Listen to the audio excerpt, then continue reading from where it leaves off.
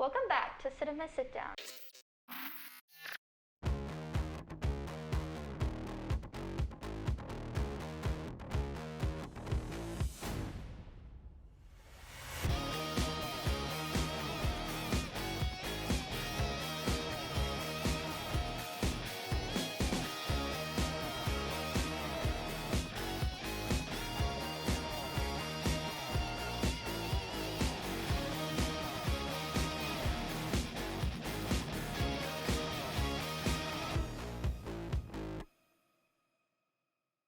Today we just watched 1 Hour Photo, which is about a guy named Cy Parrish who works at a 1 hour photo developing place and located inside a mall. Over the years, he meets this family called the Yorkins and becomes obsessed with them. He then finds out that Will Yorkin, the dad and the head of the household, is unfaithful to his wife. Cy sees this as a threat to his position, thus pushing his already unstable mental state over the edge. Joining me today we have Nick DiStefano, hello. Jane Abernathy, hello, how are you doing? I also start with the opening scene, the intro. I feel like it doesn't give you like a lot of clues. I kind of had to figure it out towards the middle of the movie to fully figure out what was going on. So what were your guys' thoughts on that? Okay, I'll start first. Yeah, no, it was definitely a little bit confusing to figure out. I really understood it more towards the end, like when Robin Williams or Seymour did what he did, and then the detectives came in, and it was struggled to get him, but finally the cops were able to stop him. I think just because of the fire alarm being pulled, the emergency exit door. So yeah, it was definitely a little bit confusing, but I thought it was a good story, and it was a good selection for your choice of film. I like the opening scene. I mean, it's just an attention-grabbing device.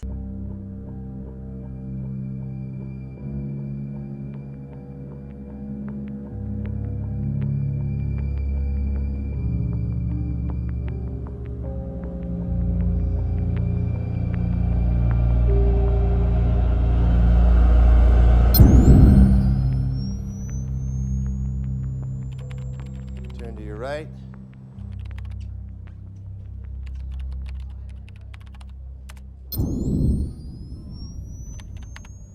That directors are going to use, or really for anyone, it's you put part of the end of the book at the beginning of the book. It gives you a mystery. You keep asking yourself what's going to happen. How did the character get to this situation?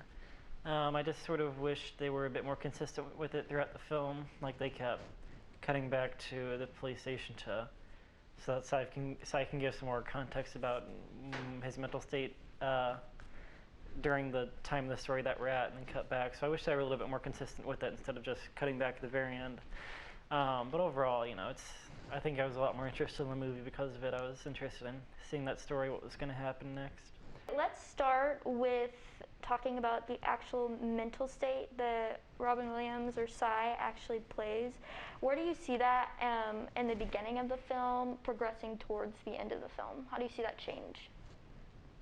Well, I mean, he's obviously not ever completely stable in the movie, but he's sort of living in his own fantasy world that works for him. He's kind of living vicariously through this proxy family that he's chosen that, goes to this 1 hour photo place that he works at. And so he's living his perfect little life, imagining that he's the uncle of this family. And then, the sort of inciting incident happens. Like, it's more than halfway through the movie, where the husband, Will, is cheating on his wife with some other girl.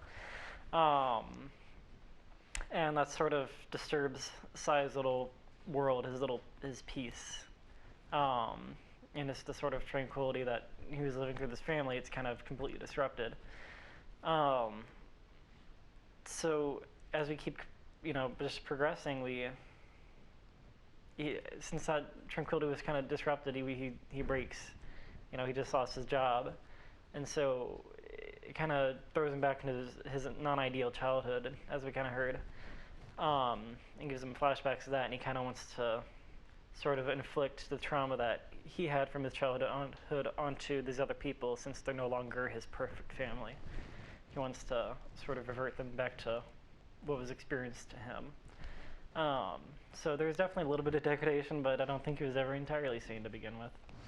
Yeah, I agree. He was definitely unstable for sure because, like, you never really knew what was going on, and the fact that he was using his camera to try to get these characters to do obscene things, and I'm not sure like what he was trying to do there, but like just the fact that he was trying to do that, and then the ending kind of seemed a little confusing, just because like all this stuff goes down, and then like the end, it kind of shows a picture of him with his family, kind of like just living happily ever after, if you will. So it was definitely mixed, like scenes throughout, but yeah, that's a pretty good way to put it.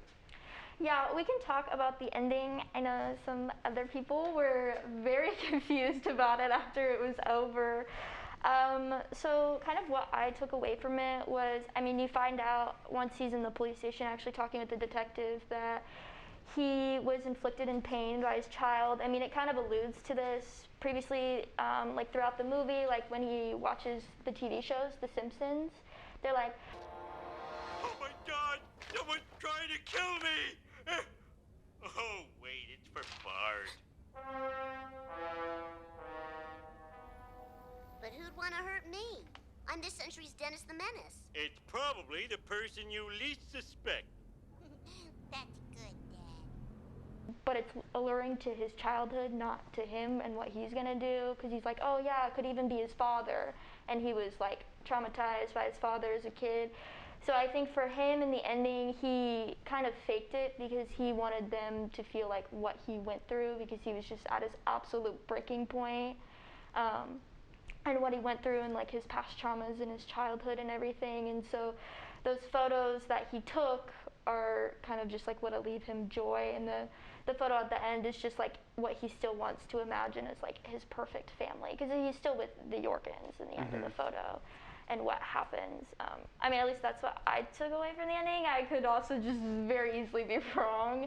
I feel like this movie, it has a more open-ended feel to it, so you can kind of take away what you want from it, and how you want to play at that, I guess. Yeah, I don't think there's a right or wrong to it. It's definitely kind of, you're just trying to pick up the pieces of what all is going on. And yeah, you almost wonder, like, I kind of agree with you in a sense that it's almost like, if he faked it when he was like talking to the detective about like, oh, like how he's like a good father and like all this stuff, and how like, you don't do this, I almost thought like he might be faking it just so he can get away from having to be charged, but it's a lot to kind of figure out, I feel like.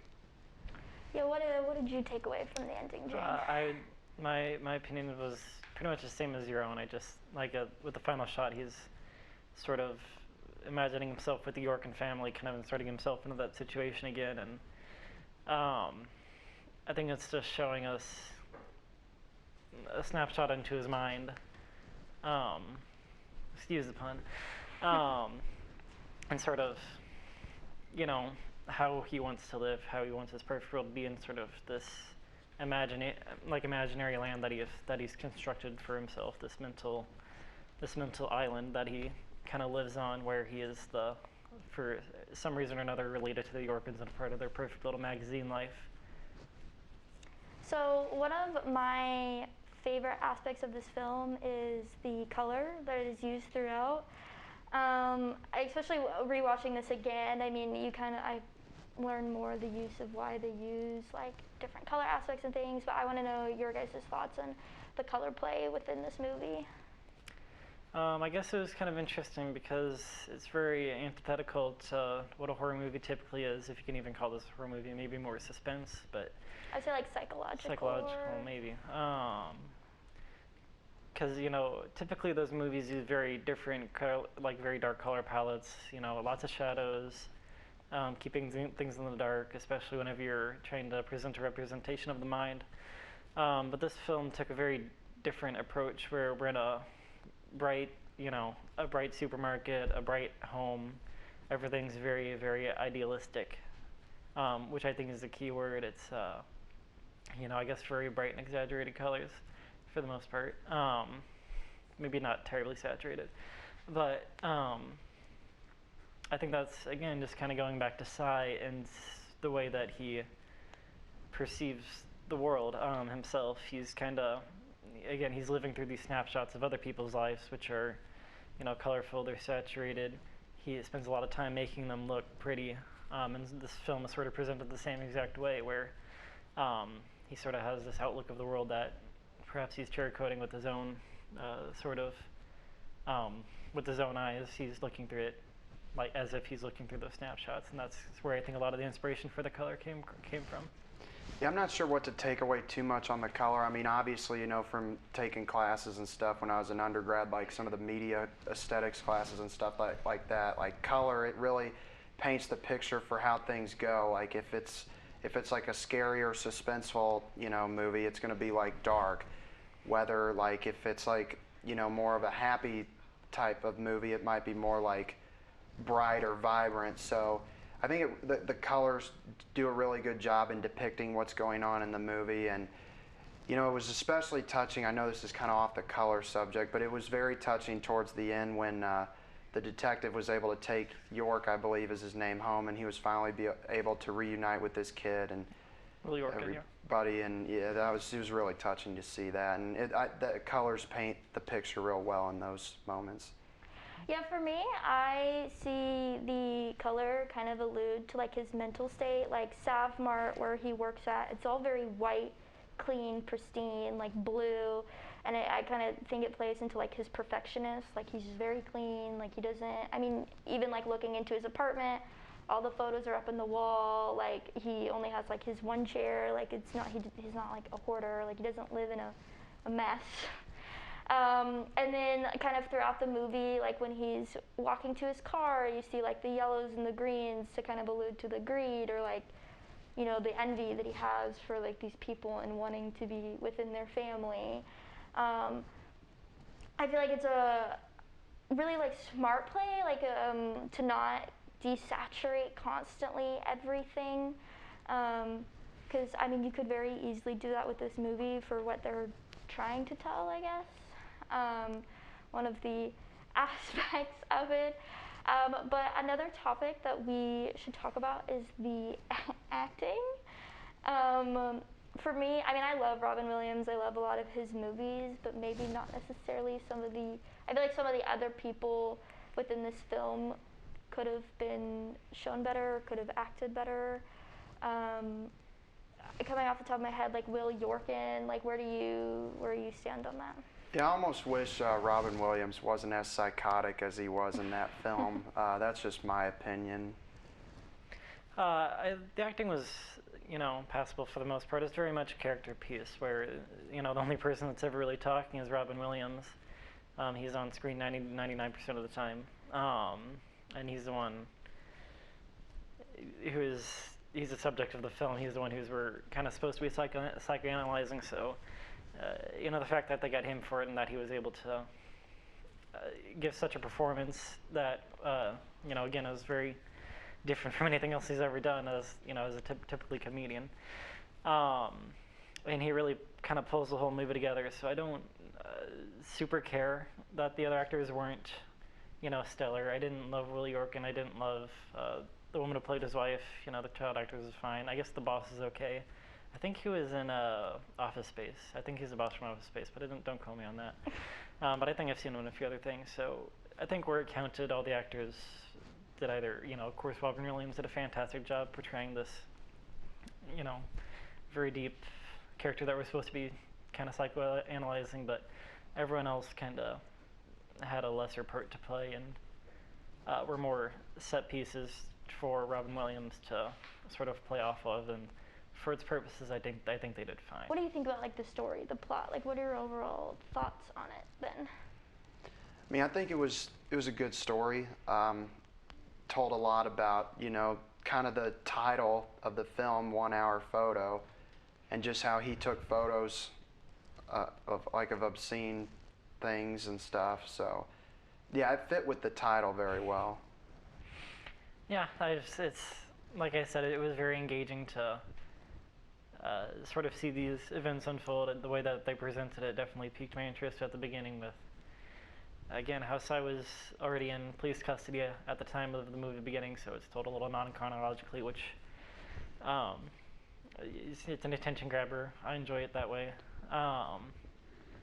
And just overall, I just think it was lacking consistency in a few parts. There was like a single scene where it was Cy's dream sequence where there was a little jump scare where he's bleeding out the eyes, and I thought that was just out of left field. I'm not sure what the purpose of it was. Maybe it's to kind of show that that's kind of the point where he snapped. But I wish there was a little bit more consistency in the story throughout if they're going to go that route, consistency with more of those more horror-esque sequences, and just overall, him going out into the world and being creepy around these people.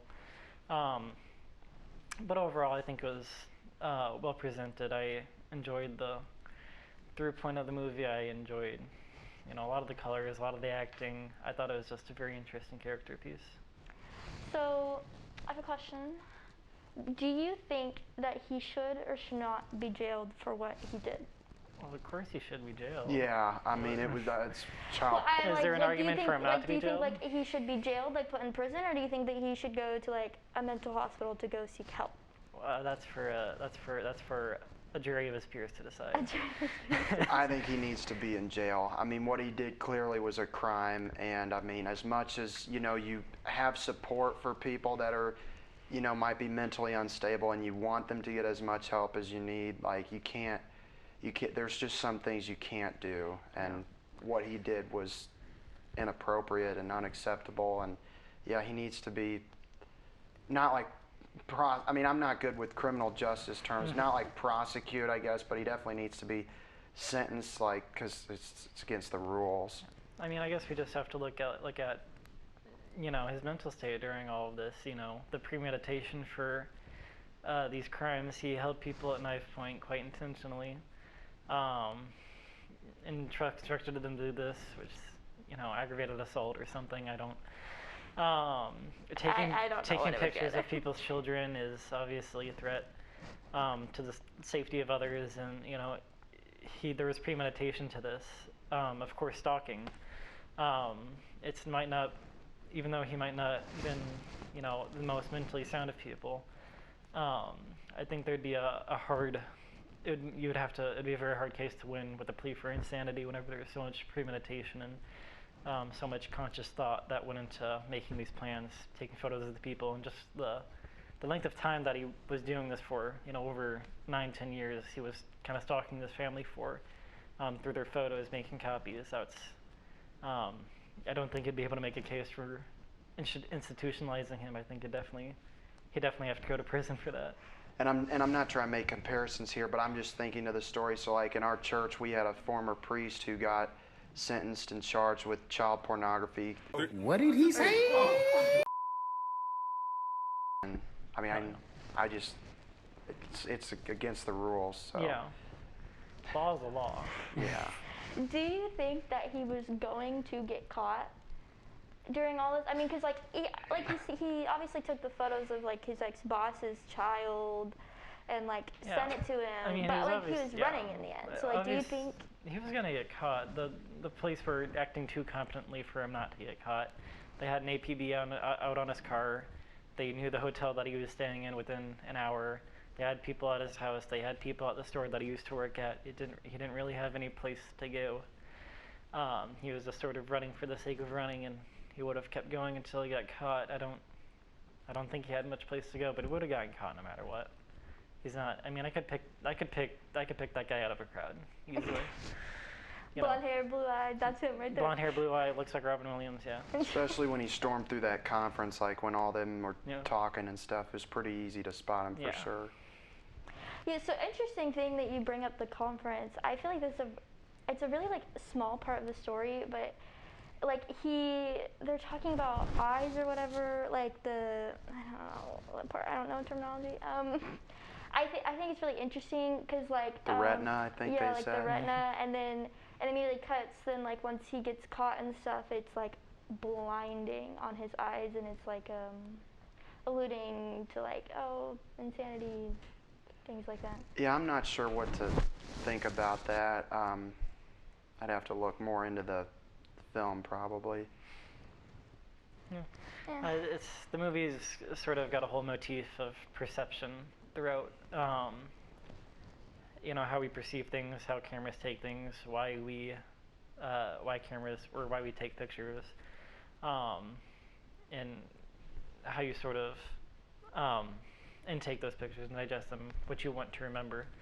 And so I think it's just kind of continuing that sort of symbolism with more references to the human eye rather than a photo lens, sort of seeing reality rather than seeing things through your rose-tinted glasses or a heavily curated album of photos, which you take with your camera. Perhaps it's sort of supposed to be him looking at reality instead of living through his photos. I feel like I have like PTSD flashbacks every time I see those scenes from working at a VHS tape store. I'm just like, oh no, not like it's just not my favorite The thing director to do. made those scenes just for you. Yeah, he was like, that's Like, for this Alexa. is We don't gonna want scare any very particular PTSD sense. flashbacks. You know, except this movie came out before I was born. Yeah. You know, who cares? You know, he knew. You know. He knew. Came I out was in going what, 2001 or 2? 2002. Oh wow. Yeah, we don't, I'm the young one here, okay? Hey, no judgment. Yeah. Oh, okay. So, what are your guys' just like overall thoughts? Kind of trying to wrap things up here about the movie. Don't like it, thought it was okay.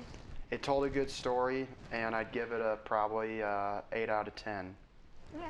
Just if it was maybe a little bit more understanding, I'd give it a better rating. But I mean, sometimes it's just hard for me to comprehend stuff anyway. So, but it Yeah. was a good movie. No, I enjoyed it. It was definitely competent. I think it's one of my favorite things that I've seen Robin Williams in, or one of his best performances, I should say. Maybe not the favorite thing I've seen him in, but definitely one of his better performances.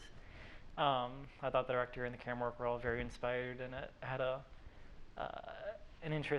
was interesting from a psychological standpoint. I really enjoyed it. I give it a 6 or 7 out of 10. Yeah, that's higher for you. Yeah. All right. I think overall, I mean, I liked it. I like psychological movies that you kind of have to think about and like mess with your mind. I mean, I love psychology, so I love like learning things like that and studying it. I think I would rate this movie like an 8.5 out of 10, which is a lot. A lot for me. I'm getting booed over here, which is a lot for me because I also just don't watch movies in general. So, Yes. all right, well, that was 1 Hour Photo, and this has been Cinema Sitdown. Stay classy. Deuces.